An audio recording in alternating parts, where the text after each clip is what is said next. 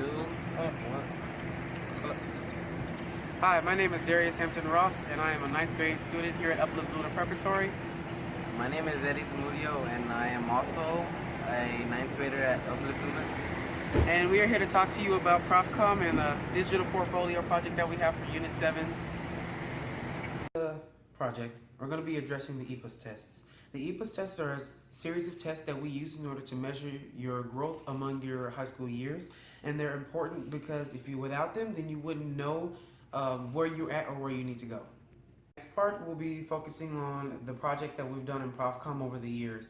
The first one we did was the poem, to where you had to research a poem, memorize it, and then present it in front of the class to kind of build up your confidence in front of large groups. The second project was the speech project, and that was whenever you had to pick an important person in your life and you had to decide, well, what all have they done to help me, and what do they do day to day to make sure that I'm safe, to make sure that I'm taken care for, to make sure that I'm comfortable. The third project that we have is the Dream Board project, and this one is really a large project because we had to take multiple steps in order to build up to it.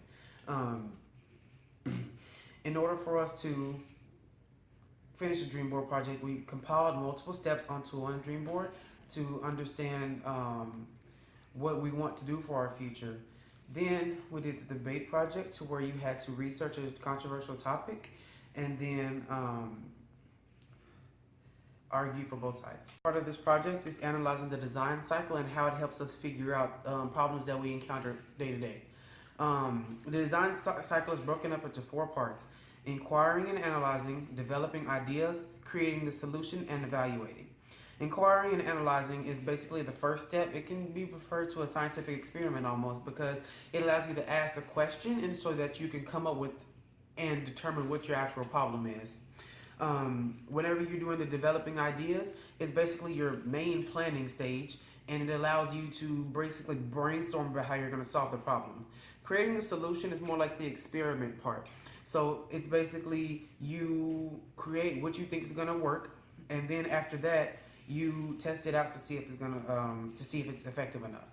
Lastly, it's evaluating, and evaluating helps because you go back over and see what you did wrong the first time so that you can improve next time. Ms. Patterson's project will be focusing on the personal project, which is assigned to us sophomore year. The personal project is your project to do what you want to do, to show the skills you have developed over the years in your subjects and through approaches to learning, and to apply them to an area or topic of which you decide. And this is really important because it allows you to express yourself in a project format, because it wouldn't be treated as an assignment, it'd more be treated as a form of expression, so like an art project. And it helps us out because it helps us plan what we want to do, and it helps us realize who we are. 5 tools that I have personally learned from Ms. Patterson is that play stupid games and you win stupid prizes. Dedication is important. That it's not good to have any excuses. Pre-planning is key, and procrastination is not acceptable.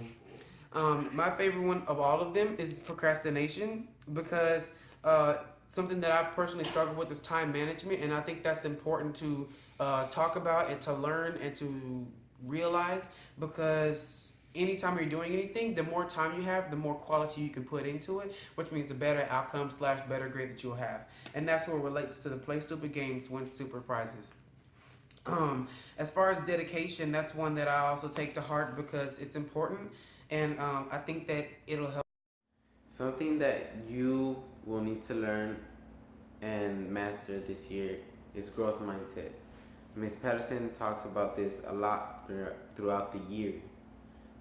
In her words, this means going into class, knowing and thinking you will learn something new that you will take away from her class that will help you be successful throughout your whole life that you don't already know. Do's and don'ts in Miss Patterson's class.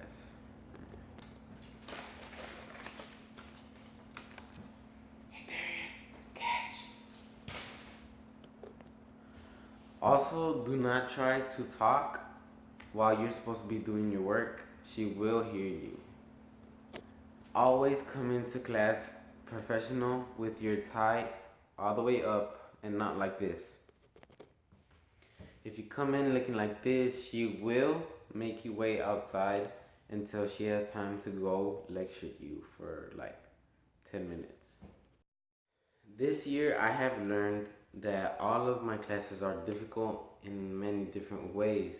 Like my professional communications class, she has certain deadlines that you have to meet, and if you meet them, that will make it a lot easier. For the biology class, there is a lot of material you have to go over, and a lot of the material will be on the test. For the CA, the first CA, I studied a lot, and I got the highest raw score out of my freshman class. Even though I wasn't recognized for it, just saying. That was probably the hardest class for me because I kind of didn't pay attention and the material was hard to understand.